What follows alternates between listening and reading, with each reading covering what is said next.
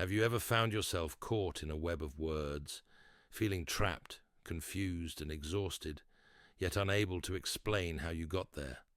Some traps are not made of chains, but of manipulation, emotional abuse, zrania gaslighting. These are the tools of narcissists, those who use charm, blame, and control to entangle hearts and minds.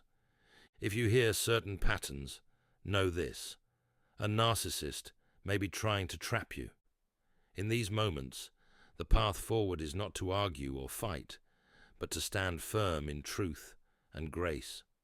C.S. Lewis once observed how pride and self-importance can distort reality, turning relationships into battlegrounds of validation and control. The presence of narcissism in our lives can drain us, making us question our worth, our actions, and even our sanity. But God has equipped us with discernment and His angels to guide us through these dark valleys. As Jesus said in Matthew 10:16, "Be as shrewd as snakes and as innocent as doves." Wisdom and innocence are our armor. How do we recognize these traps? How do we respond without losing our peace or our sense of self? In this journey, we will uncover the masks of grandiose pride, vulnerable resentment, malignant control, communal manipulation, and self-righteous judgment. Each one seeks to ensnare, but in identifying them, we take the first step toward freedom. Are you ready to walk this path, guided by God's truth, shielded by His grace, and strengthened by His wisdom? If this message speaks to your heart, join our community of faith and reflection by subscribing. Together, let us seek wisdom, healing, and the steadfast love that only God provides. Have you ever encountered someone whose charm sparkled like a diamond, yet their need for admiration seemed endless? These individuals, often driven by grandiose narcissism, zrania thrive on appearances, status, and the illusion of perfection. Their confidence seems unshakable, their achievements noteworthy. Yet beneath this sheen lies an insatiable hunger for validation, a void no human praise can ever fill. Have you wondered why they constantly crave attention, or why their successes feel hollow despite their glory? This kind of pride distances us from God and others. As C.S. Lewis noted, pride blinds us to reality, making us believe we're above correction. Those gripped by grandiose narcissism often engage in subtle manipulation, exploiting relationships for their own prestige. Their judgmental spirit dismisses any challenge to their superiority, leaving those around them trapped in confusion or self-blame. Their need for control means others' emotions are easily invalidated or ignored, creating emotional abuse hidden behind a facade of confidence. Consider Proverbs 16:18. Pride goes before destruction, a haughty spirit before a fall. Those who place themselves above others, who see the world as a stage for their own glory, walk a precarious path. This type of pride is not strength, but a mask hiding deep insecurity and emotional fragility. Their drive for constant external validation prevents them from experiencing genuine connection. Have you felt the frustration of trying to engage with someone who only listens to praise, but rejects correction or empathy? Perhaps you have tried reasoning with such a person, only to find their passive-aggressive responses draining your spirit. Remember, engaging in futile arguments with those gripped by pride can lead to resentment and internalized guilt. Jesus himself, when challenged by the proud-hearted, often responded with silence or parables, refusing to be ensnared in pointless debates.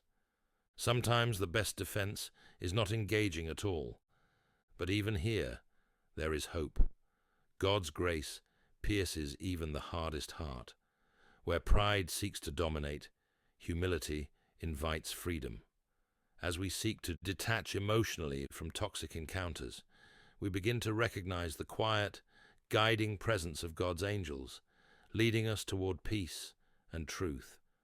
This humility prepares us for another shadow of narcissism, one that hides its neediness behind victimization and a passive suffering.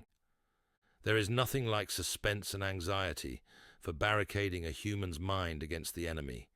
He wants men to be concerned with what they do. Our business is to keep them thinking about what will happen to them. C.S. Lewis, The Screw Tape Letters. Have you ever met someone who carries the weight of the world on their shoulders, yet insists that they are the misunderstood victim? This is the realm of vulnerable narcissism, swing, where insecurity cloaks itself in passive aggressiveness and constant need for validation. Unlike grandiose narcissists, who wear a mask of confidence, vulnerable narcissists drape themselves in a veil of resentment, logically demanding your attention, while logically suggesting you've let them down. They may not shout their superiority, but they whisper their self-pity like a relentless wind. Imagine a man who planted a fig tree. Each day he watered it, but the tree bore no fruit. Instead, the branches grew twisted, clinging to anything nearby for support, draining the life from the healthy vines around it.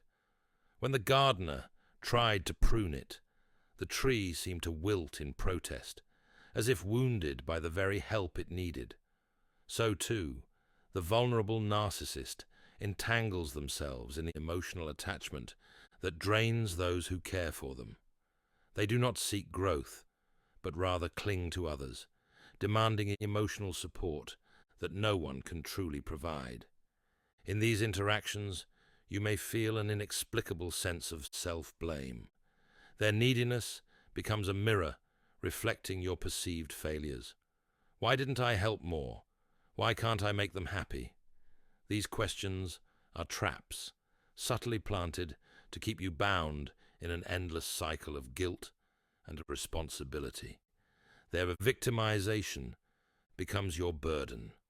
They play the role of the misunderstood, reinforcing self-righteous judgment toward those who do not cater to their needs. Remember Paul's words in Galatians 6:5, "For each one should carry their own load." Our call is to bear each other's burdens, Galatians 6:2, but not to the point of losing ourselves. Vulnerable narcissists blur these boundaries, making you feel as though their load is permanently yours to carry.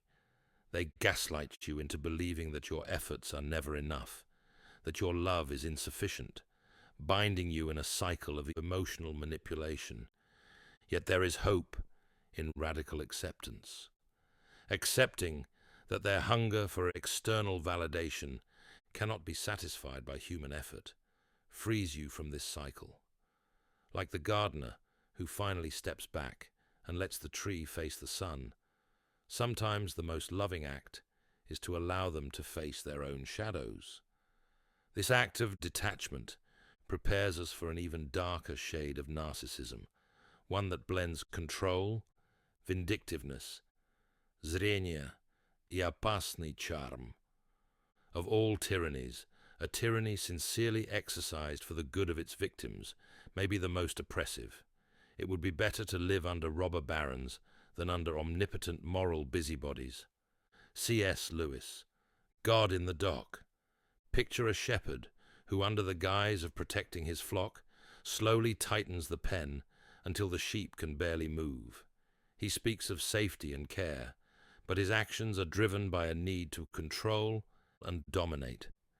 This is the essence of malignant narcissism, a combination of callousness, manipulation, zrania, and a chilling capacity for vindictiveness.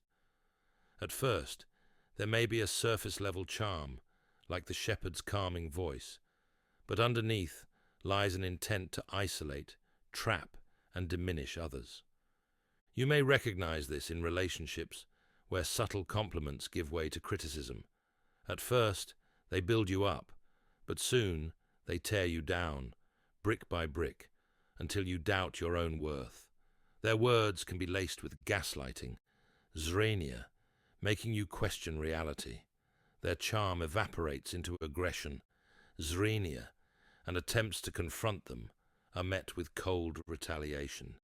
In this environment, violence, whether emotional or even physical, is never far behind, a means to reinforce their dominance. Consider the Pharisees in Jesus' time, who wielded religious law not for love, but for power. They trapped people in impossible standards, punishing any challenge to their authority. Jesus, aware of their malicious intent, zrania, said to his disciples in Matthew 10:16, "I am sending you out like sheep among wolves. Therefore be as shrewd as snakes and as innocent as doves." When dealing with a malignant narcissist, we too must balance wisdom and innocence, avoiding their snares while keeping our hearts pure. It's easy to fall into self-blame when caught in their web. Did I provoke them? Am I the cause of their anger? This internalized guilt becomes a prison of its own. But remember, God does not call us to live under oppression. Christ came to set captives free, Luke 4:18, not to bind us to the chains of manipulation and control. Recognizing their tactics, their need to isolate, dominate, and erode your sense of self, is the first step to reclaiming your freedom. When the shepherd's pen becomes a prison, the sheep must seek the true shepherd's voice. God's angels, ever vigilant, stand ready to guide us out of these traps. But escaping the grasp of malignant narcissism requires detachment and a refusal to engage in their games. This leads us to another form of narcissism, one that hides behind acts of kindness while secretly demanding praise and recognition. Imagine a person who seems endlessly generous, their hands ever outstretched, their words full of compassion. To all appearances, they are selfless, committed to the needs of others. Yet, beneath this display, there lurks a desire for validation. This is the domain of communal narcissism, swing, where acts of kindness are carefully staged performances. Their love for others is genuine only if their efforts are seen, praised, and admired. Have you ever felt that someone's help came with strings attached? Strings woven with expectation and emotional control. Jesus spoke of this when he warned in Matthew 6:2, "So when you give to the needy, do not announce it with trumpets." The communal narcissist announces their charity loudly, albeit subtly, ensuring their altruism is noticed. When the applause fades or recognition is denied, their resentment simmers beneath the surface. They might mask their frustration, but their passive-aggressive remarks betray their true motives. "After all I've done for you," they say, their voice soft but edged with manipulation. Consider the parable of the Pharisee and the tax collector in Luke 18:10-14. The Pharisee prayed with words that seemed holy, thanking God that he was not like others, but his heart was full of pride and self-righteousness. He performed his piety not for God, but for an audience. Meanwhile, the tax collector stood humbly, asking for mercy. Communal narcissists, like the Pharisee, perform for validation, their actions hollow without the spotlight. Their need for praise poisons genuine service, turning love into a transaction. These interactions can leave you feeling trapped in emotional debt. When you fail to offer the praise they seek, they may respond with emotional blackmail, logically making you feel guilty for perceived ingratitude. Their victimization becomes a weapon, leaving you caught between self-blame and a desire to escape the toxic cycle. The freedom to accept kindness without obligation becomes overshadowed by their need to be seen as the hero. But God's love requires no audience.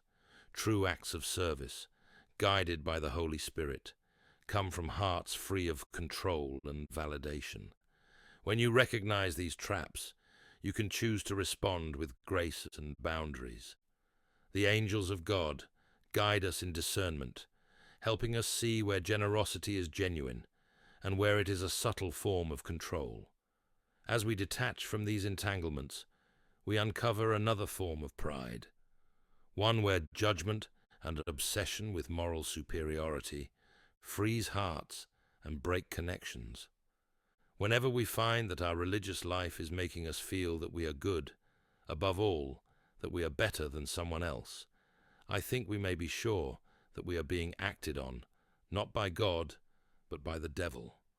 C.S. Lewis, Mere Christianity. Have you ever felt the cold weight of someone's judgment, wrapped in the guise of moral concern?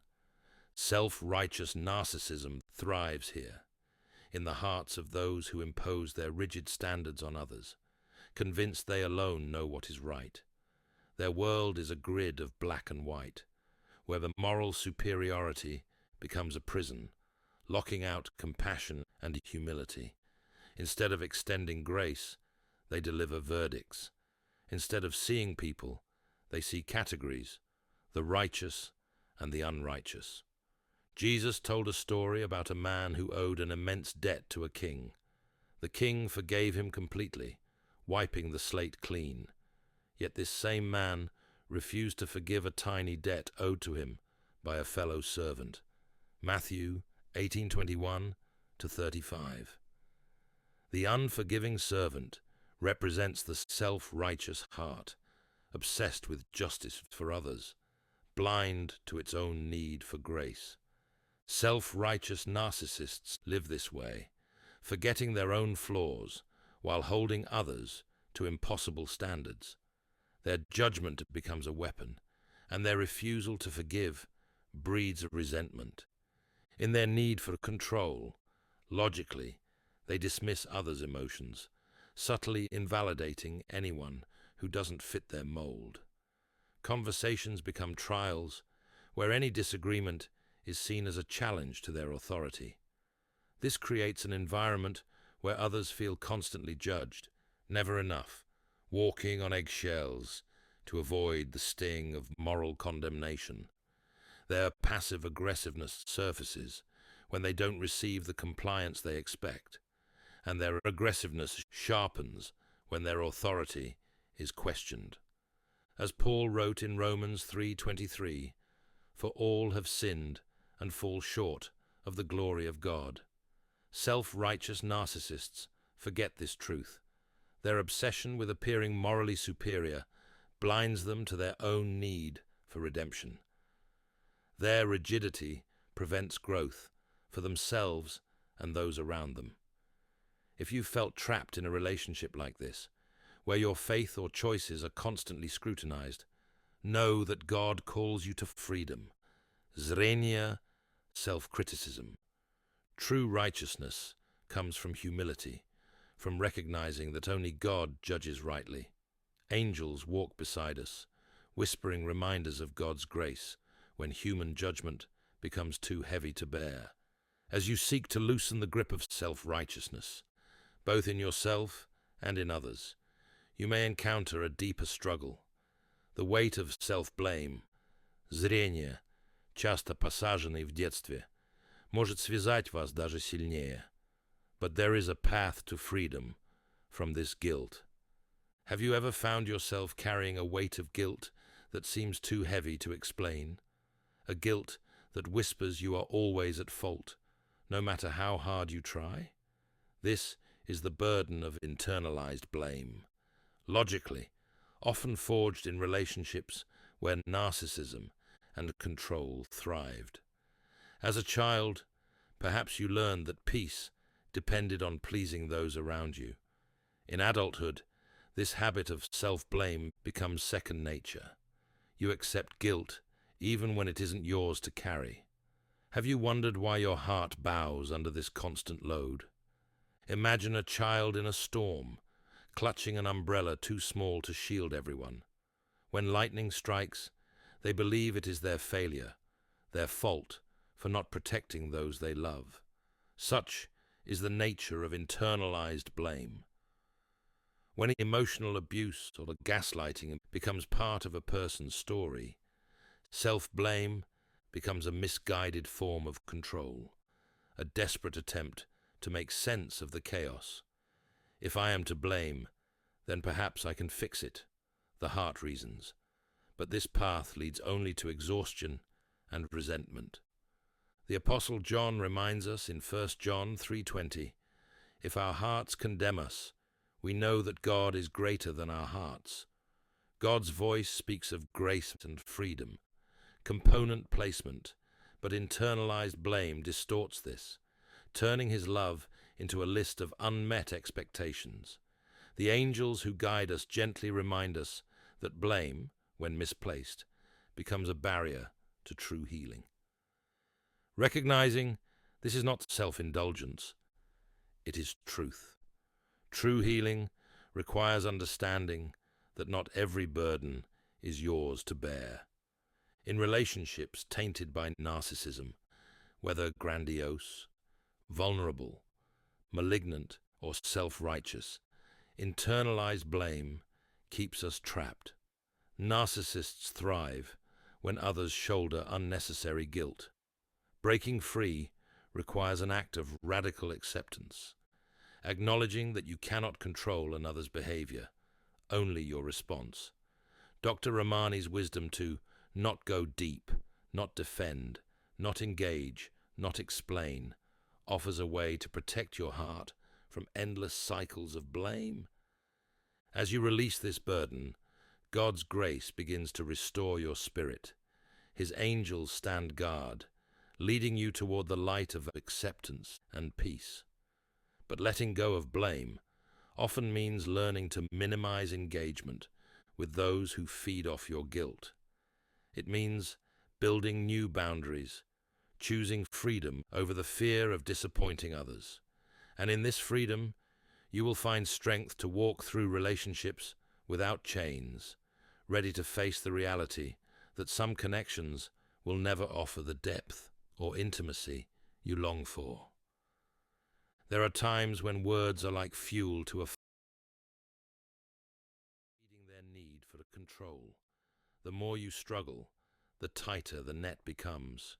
Jesus, when confronted by the deceitful questioning of the Pharisees, often chose silence or gave answers that offered no foothold for manipulation. Matthew 22:15 through 22. His refusal to engage in their games was a demonstration of divine wisdom, an example for us to follow. Dr. Ramani's advice to not go deep, not defend, not engage, not explain, is a shield against emotional abuse. When you refuse to defend yourself against unreasonable accusations or avoid explaining your every decision, you deny the narcissist the validation they seek. It is a quiet but powerful stance. This doesn't mean suppressing your feelings or denying your truth. Instead, it is choosing where to invest your energy, protecting your heart from emotional exhaustion. Paul writes in 2 Timothy 2:23-24, "Don't have anything to do with foolish and stupid arguments, because you know they produce quarrels. And the Lord's servant must not be quarrelsome, but must be kind to everyone." Sometimes the kindest action for yourself, and even for the other person, is to step back. Refusing to engage in passive-aggressive exchanges or manipulative traps is a form of self-preservation and an act of trust in God's justice. As you minimize engagement, remember that this doesn't mean isolation. Instead, it calls for building a network of healthy, supportive relationships. God's angels stand ready to guide you toward those who uplift rather than drain, who speak truth rather than twist it. This radical acceptance, acknowledging that some relationships cannot be deep or intimate, prepares your heart for true freedom. And in this freedom, we find the courage to face life's challenges without the need for approval from those who cannot offer it. You can't go back and change the beginning, but you can start where you are and change the ending. C.S. Lewis. There comes a moment when the fight to change someone, to make them see your worth, becomes an unbearable weight. Radical acceptance is the key that unlocks this burden. It is the understanding that some people, especially those caught in patterns of narcissism, will never offer the intimacy, empathy, or validation you seek. Have you ever found yourself hoping that if you just tried harder, explained more clearly, or loved more deeply, they would finally understand? This endless striving can trap your heart in a cycle of frustration and self-blame. Consider the prodigal son's father in Luke 15. He accepted his son's decision to leave, not because he approved, but because he knew he could not force love or change. His acceptance was not defeat. It was wisdom and love in action. Likewise, radical acceptance does not mean giving up hope. It means giving up control. It is the courageous acknowledgement that the relationship may never be what you long for. This acceptance frees you from resentment and the exhausting quest for validation from someone unable to give it. Radical acceptance requires faith. Faith that God sees your struggle, that He understands your pain, and that His love fills the spaces where human love falls short. Psalm 34:18 assures us, "The Lord is close to the brokenhearted and saves those who are crushed in spirit." When you accept the limitations of a relationship, you make room for God's healing presence. His angels stand beside you, whispering words of peace, guiding you toward relationships that nurture rather than deplete. This acceptance also leads to detachment, not a cold withdrawal, but a healthy stepping back. When you let go of the need for someone else's approval, their manipulation loses its power. You are no longer bound by their passive-aggressive tactics or emotional blackmail. Instead, you stand firm in the truth of who you are in Christ. You no longer need to defend, engage, or explain. Your worth is secure in God's eyes, not in the ever-shifting opinions of others. From this place of acceptance, a new kind of freedom emerges. You learn to walk forward without the chains of self-doubt or guilt. The relationships that drained you lose their grip, and you are free to seek connections built on truth and love. And as you step into this freedom, you discover a deeper truth. In accepting the limits of others, you embrace the boundless love of God, a love that is steadfast and unchanging. In this journey of uncovering the shadows of narcissism, Zrenia manipulation, blame, Zrenia control can entrap even the strongest hearts. But remember this, freedom begins with discernment and boundaries. God does not call us to live in chains of confusion or self-doubt. His desire is for you to walk in truth, peace, and grace. When faced with these traps, silence can be your strength, and a detachment can be your shield. Your worth is not found in the approval of those who seek to control, but in the unwavering love of God. As you navigate relationships filled with emotional abuse or gaslighting, Zrenia, hold on to the words of Psalm 18:2. "The Lord is my rock, my fortress, and my deliverer. You are not alone. God's angels stand guard, ready to guide and protect you. Choose to let go of the guilt and self-blame that do not belong to you. Instead, embrace radical acceptance and the freedom it offers. In accepting what cannot be changed, you make room for God's healing and new, life-giving connections. If this message resonates with you, take a moment to affirm your faith. Leave a comment saying, "God's truth is my shield, and His grace is my freedom."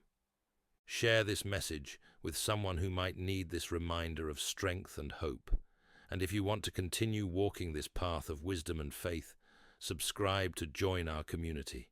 Together, let us stand firm, anchored in God's love and truth.